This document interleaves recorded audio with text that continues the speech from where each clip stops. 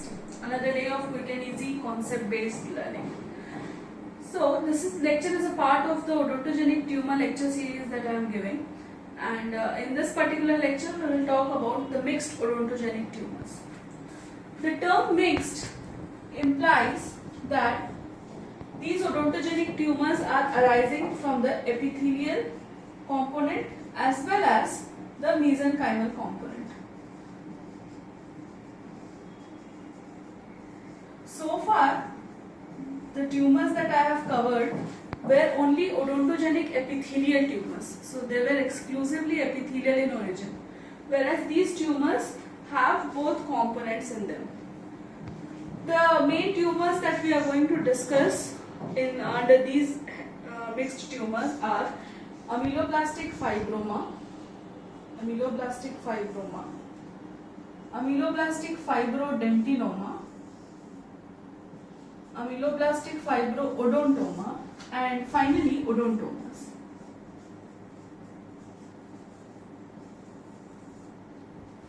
So these are the four different mixed tumors.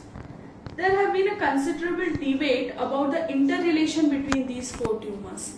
Some say that these tumors are related to each other, while some say that there is no relation between these individual entities.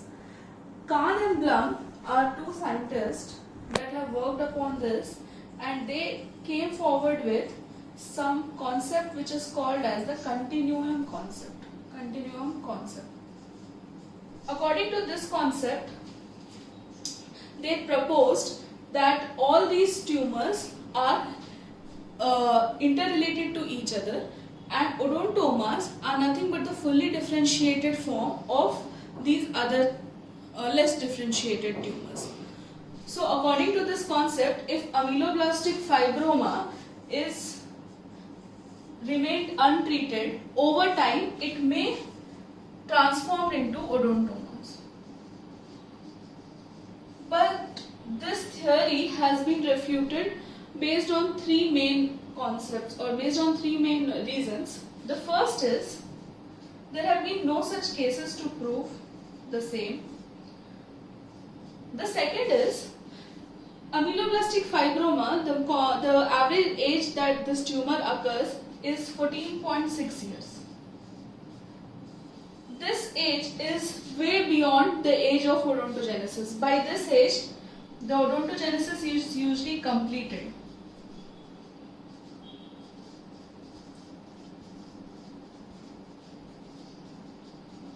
So if the odontogenesis is usually completed, there is no question of differentiation anymore. The third reason is the demographic details of these tumors. Now, what do I mean by when I say that demographic details? Now, see, if according to this concept, if odontomas were fully differentiated form, and if ameloblastix fibromas were the less differentiated forms, and there was a sequential differentiation that was occurring, this tumor would have occurred in a relatively younger age group, and as the tumor differentiated further, the age would have increased. But that does not happen. Depending on the cases that we are seeing, what is present now, ameloblastix fibroma average age is 14.6 years, right? The average age of ameloblastix fibrodentinoma is 13.6 years, and fibroodontoma is again lesser, 9 years. And odontomas occur two types. In this also we have two types. The details you will see in the coming section, but just remember for now that there are two types of odontomas, compound and complex, and the age in which the average age in which compound odontomas occur are 17.2 years, whereas complex odontomas occurs in 19.9 years.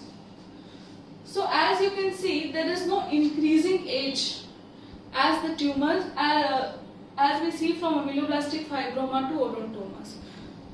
Plus the location should have been same. If all these tumors were a sequential differentiation of each other, then the location would have been same, but it is known that although most of the tumors occur in the posterior mandible, ameloblasttic fibroma, fibrodentinoma, fibrodontoma, these occur in posterior mandible. Also compound odontomas, they occur in the anterior maxilla more commonly.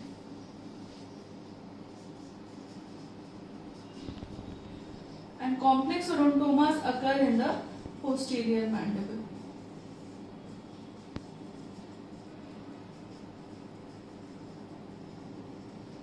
So there is a considerable difference in when we see site-wise also, right? Next, you will see the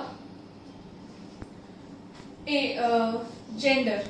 Mostly males are commonly affected than females. So the gender is not very differentiating in all these things. Mainly the difference is in the age and the site of the tumor. So depending on these details, we can now refute the continuum concept, and the WHO has now told that these are not interrelated tumors. Also, in the recent 2017 classification of WHO, what they have done is they have completely removed these two tumors. They have not classified it, ameloblasttic fibrodentinoma and fibrodontoma, because they consider ameloblasttic fibroma as a separate tumor, and these two tumors are just considered to represent as a part of the spectrum of forming odontomas. Okay, so this is a bit about introduction about mixed odontogenic tumors before we actually go into each lesion in detail. Now, let me just brief you how am I going to explain these lesions. I am going to give a comparative study between these three lesions, because personally I feel that it is a better way to learn, because there is only some remarkable differences that you see in between these three tumors. And odontomas I will take in another section altogether.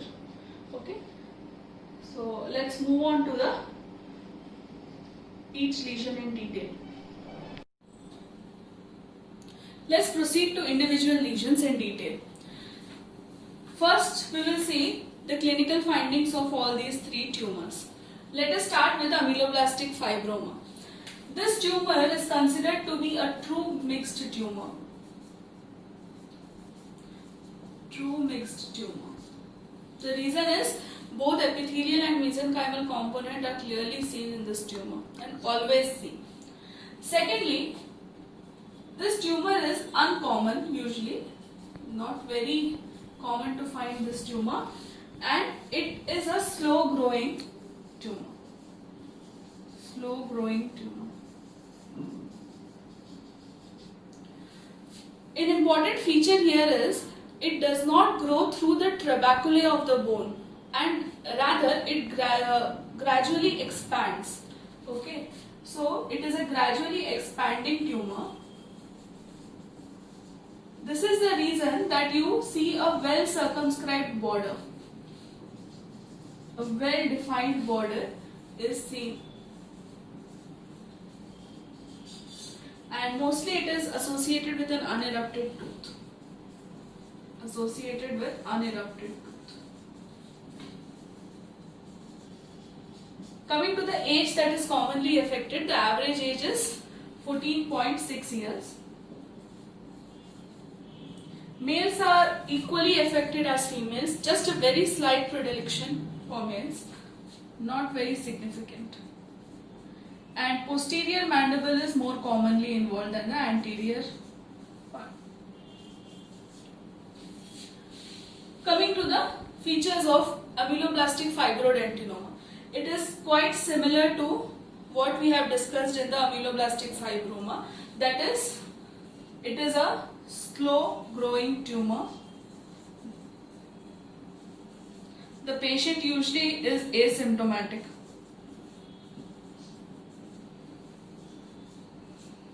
And most of these tumors, they are diagnosed during routine examination. Okay, because the patient is completely asymptomatic. It is called as, this tumor was previously called as dentinoma. No more called now, but it was previously called as dentinoma. And in this tumor, but dentinoma is actually a separate tumor where you see only dysplastic dentin and you don't see the odontogenic epithelial islands. So actually, in a true sense, dentinoma is only a mesenchymal tumor, whereas AFD is a mixed tumor. So this term should not be confused with ameloblastich fibrodentinoma. Dentinoma in itself is just a mesenchymal tumor.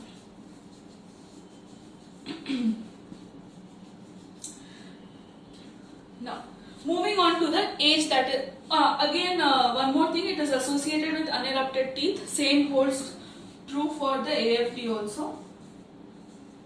Unerupted teeth. Coming to the common age, these tumors are tumors of childhood and adolescence. The average age of occurrence is 13.6 years. 13.6 years. Okay, and males are slightly more commonly affected than females, and the site which most commonly affects is posterior mandible. So that is also quite similar to what we have seen in ameloblastich fibroma. Moving on to ameloblastich fibro-odontoma. Again, quite similar. Before that, let us see one thing. The other name for ameloblastich fibro-odontoma was immature ameloblastich odontoma. It was previously called as immature ameloblastich odontoma.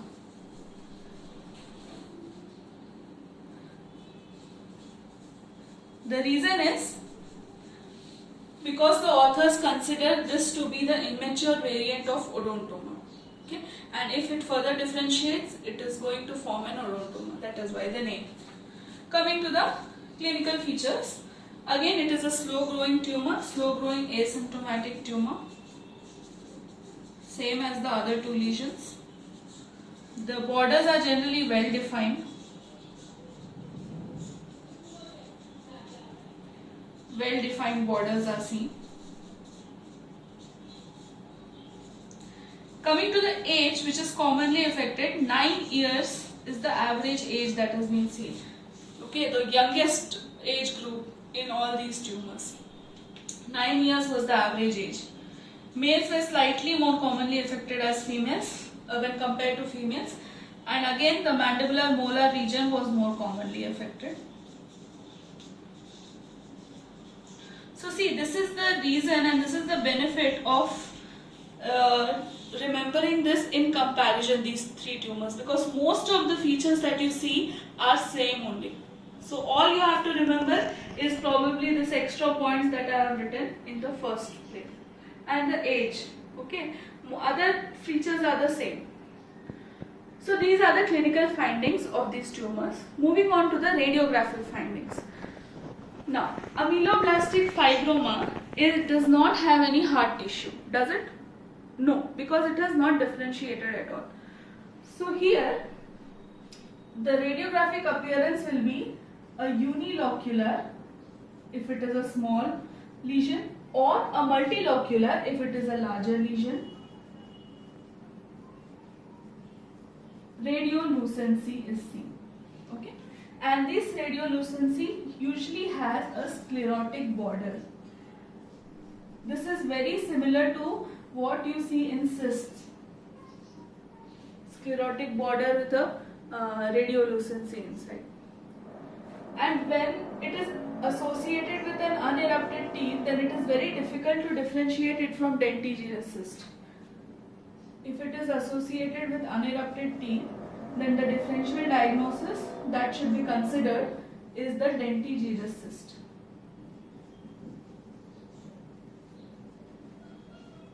Dentigerous cyst. So this is the radiographic appearance of ameloblastich fibroma.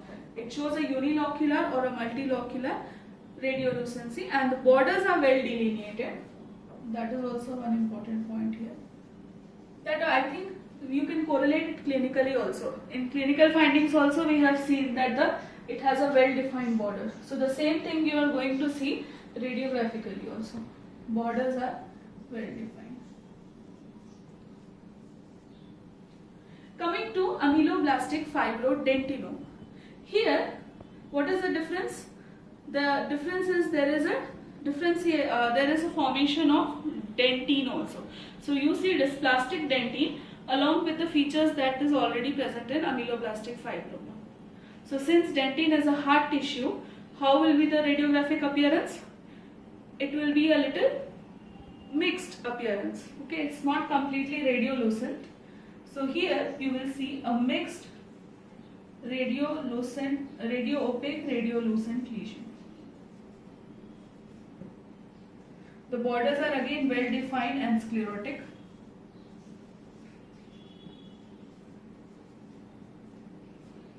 Right? Now, these radio opacities that we see depend on the amount of dentine that is present in the tissue. If there is more dentine, you will see more of such radio opacities. Or if there is less dentine, then very few flecks you will be seeing. So these radio opacities are variable and they depend on the dysplastic dentine that is present.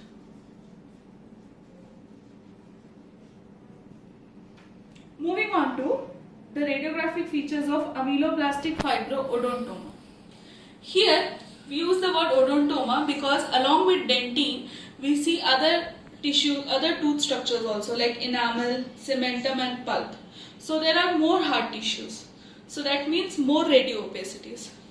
So the appearance is again similar to the AFD, that is mixed radio opaque radiolucent lesion.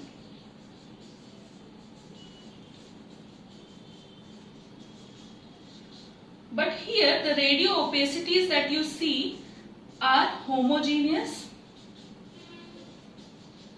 round calcified masses. This is in contrast to small flecks that you see in the fibrodentinoma.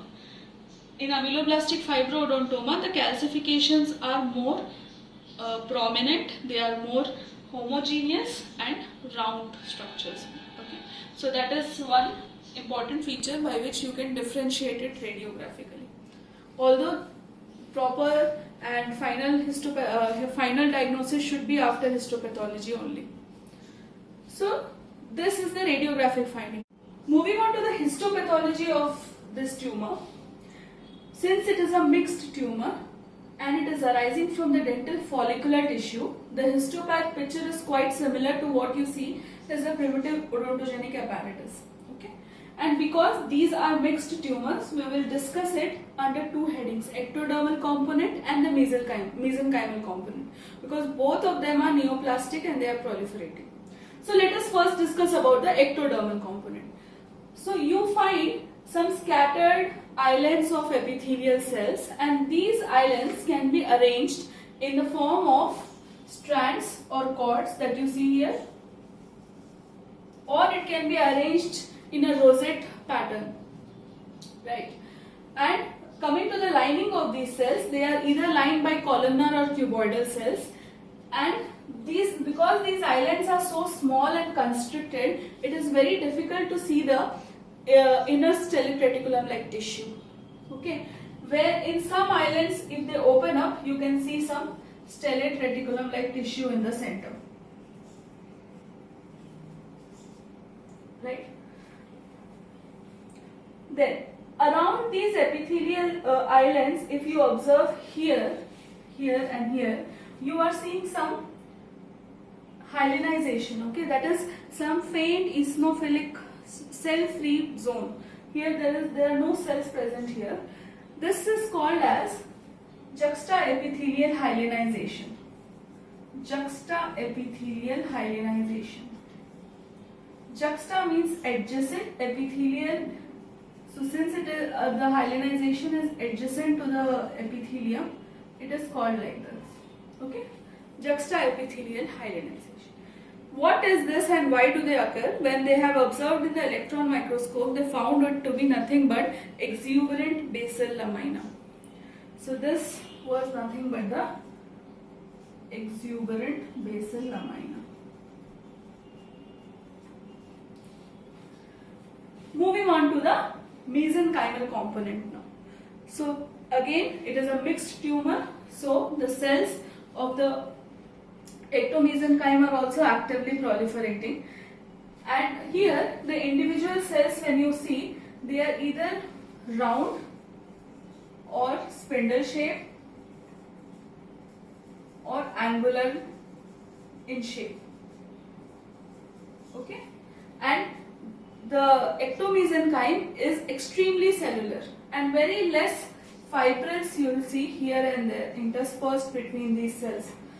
So this extremely cellular primitive ectomesenchyme, this extremely cellular connective tissue gives an appearance of the primitive dental papilla. So we can call this mesenchymal component as dental papilla-like tissue. Okay. So this is the histopathology of ameloblasttic fibroma.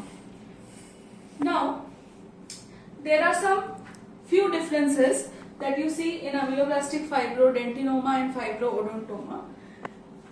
In fibrodentinoma, in addition to these structures, you also see some dysplastic dentine. So what happens here is, because these odontogenic epithelial islands are in the vicinity of the primitive ectomesenchyme, there is some epithelial mesenchymal interaction taking place, and that leads to the dentine formation. So the dysplastic dentine that you see is the attempt to form dentine. Okay. Now, why am I saying dysplastic dentine? Because the normal tubular dentine is rarely seen. Instead, you see osteodentine. So these kind of dentine is not normal, right? So that is why. So this is one more reason that even though dentine is present and even though epithelial cells are present, still enamel is not formed here in ameloblastic fibrodentinoma, because the dentine that is formed is not good or good quality dentine. So it is not normal dentine. Okay. So this is one extra feature that you see in ameloblastic fibrodentinoma.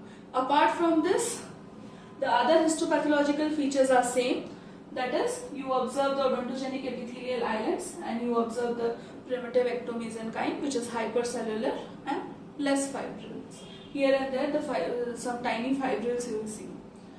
Now, coming to how the dysplastic dentine will look in the microscope. How does the dentine look? Any hard tissue, mostly because of the processing, because dentine contains more of organic content also when compared to enamel, so it is seen under the microscope and it is seen as a hyalinized structure like this. So eosinophilic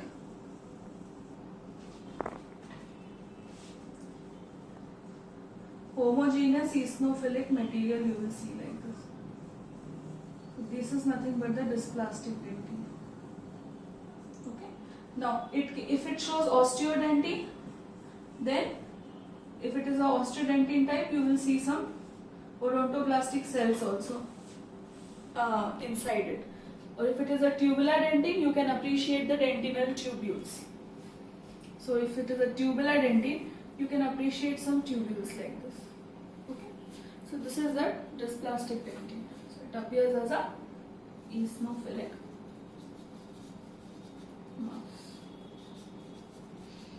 Moving on to ameloblastic fibroodontom. So here, apart from dentine, you see other tissues also which are seen in the tooth. That is, you see enamel, matrix, dentine.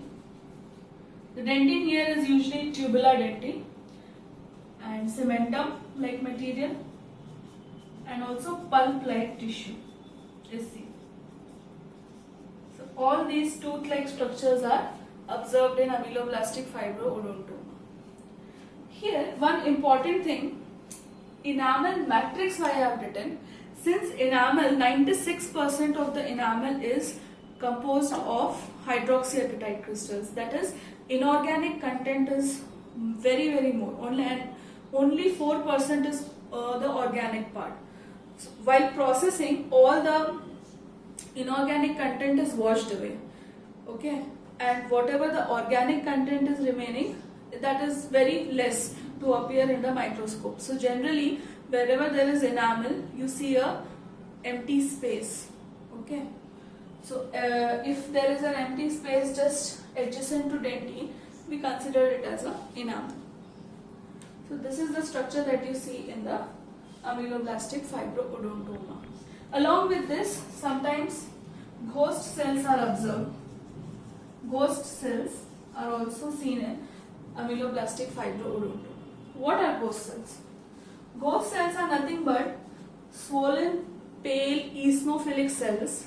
Okay, they are called ghost cells because in H&E section they appear as a shadowy appearance, and even though the cellular outline is proper, but the nuclear and the cytoplasmic details are not very clear. That is why you will just observe a ghost cell, something like this.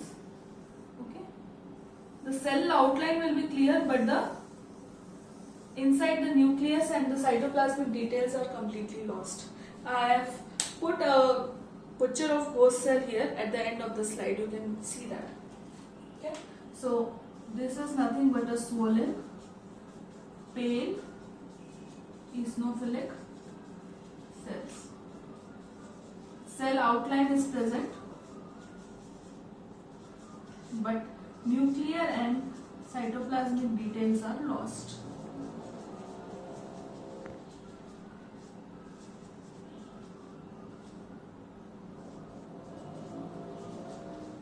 If you want a complete information about ghost cells, you can watch. I am giving a lecture about ghost cells also. Okay, in there I will be discussing more about these cells. Why are they? Where are they originating from? And apart from this tumor, where else they are seen? Okay, why are they seen like this and all? So you can watch that lecture if you are interested more in ghost cells. So this is the histopathology of ameloblasttic fibroma, fibrodentinoma and fibro-odontoma. One important thing that I want to discuss here in ameloblastic fibroma is there is one important variant which is a granular cell variant. I wanted to discuss this after I complete all the conventional features so that you don't get confused. There is a granular cell variant which is present in, or it's a variant of ameloblastic fibroma. Just like granular cell ameloblastoma, where you found granular cells in the instead of the central cells inside the epithelial islands, here also you find granular cells, but these granular cells are present not in the epithelium but in the ectomesenchyme. The granular cells are present in the ectomesenchyme. And these granular cells are generally thought to be associated with Langerhans cell precursors. Langerhans cells precursors. Okay.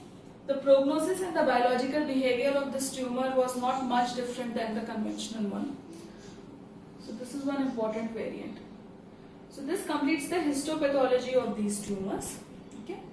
I'll just repeat it once more because as I am dealing it in comparison, you just listen to me one more time.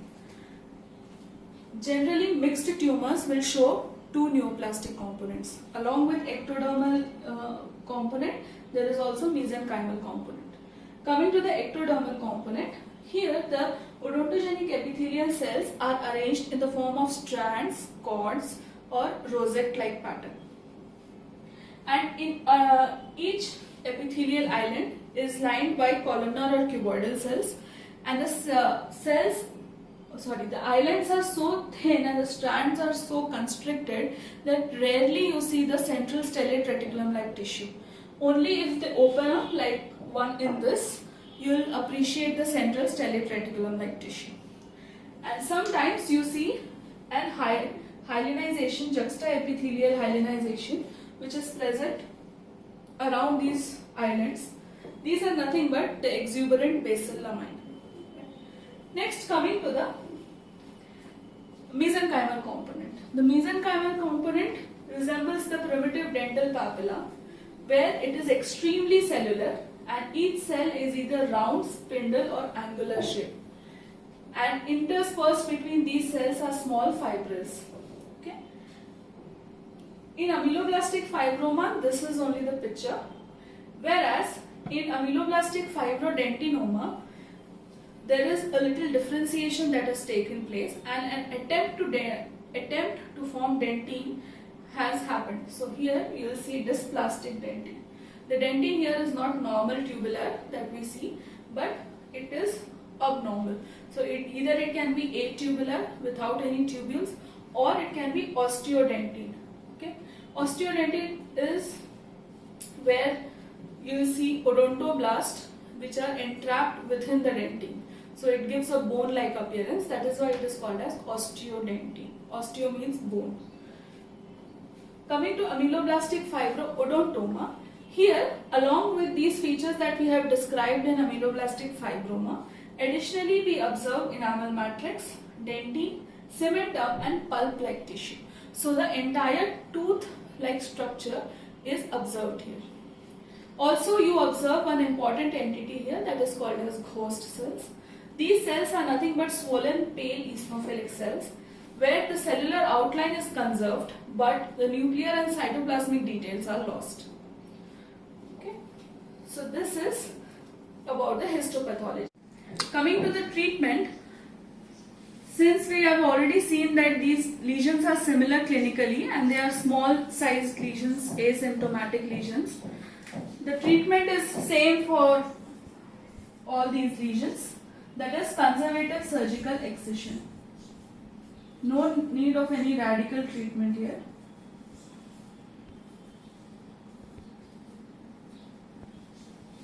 And the recurrence rate of these lesions are also very low. So this completes these ameloblastic fibroma, fibrodentinoma and fibrodontoma. I hope that this comparative study or comparative explanation has helped you more, because personally it has helped me in understanding these lesions and retaining it very efficiently. Okay, so in the next section I will be seeing the odontomas, right? Thank you, and please don't forget to check out the key salient features that I have put at the end of the lecture, and also I have put a photo of ghost cells in this particular lecture for you to notice it. Okay, so thank you and all the best.